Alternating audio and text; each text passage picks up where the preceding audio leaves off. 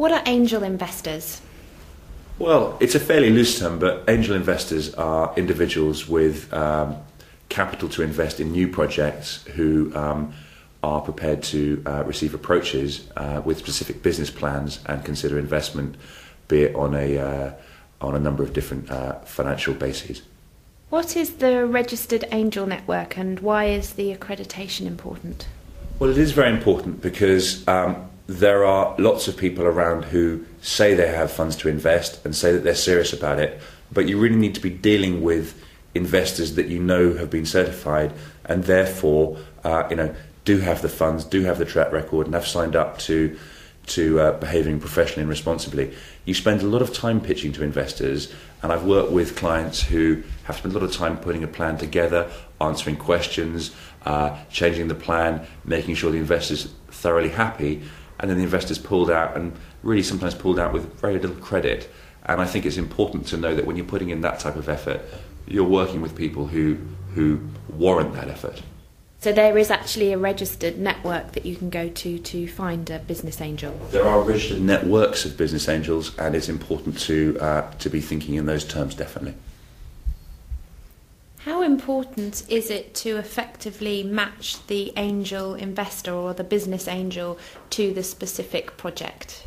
Well, this is really very key. If we're doing a product for example, parent, child and play, if we're dealing with a parent, and particularly with a parent who has experienced a need for that type of product, so maybe a guy who's had daughters, taken them to ballet and realises there's an option there for a new ballet product, for example, he's the ideal guy to ask for investment. So we're always very clearly trying to manage the types of proposition we have for investment through to individuals who have experienced that market niche.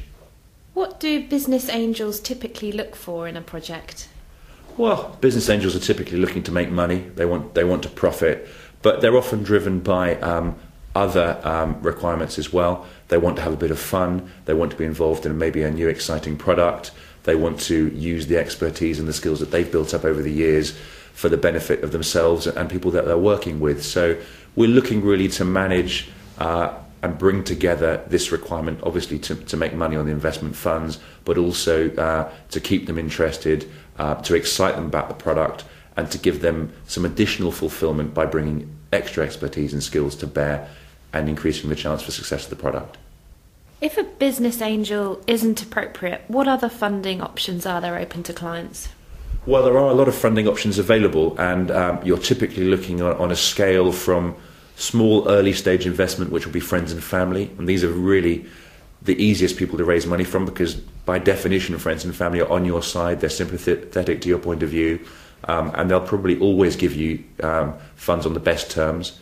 Then you're looking at angel investors for sort of medium stage funding, and then very occasionally we might look at propositions that need to go up to venture capital, but that tends to be mainly outside of the remit of the work that we do. On top of that, though, there are all sorts of government funding and other soft funding options available where you really need to be working with a consultant in your local market and finding out what options there are. In the UK, we're looking at things like the Small Firm Loan Guarantee Scheme, which is administered by the banks and the banking networks, but really is backed by the UK government, and it's a vehicle by which you can obtain funds to develop your business and grow it, and that's really worth a very close look at for clients operating in the UK.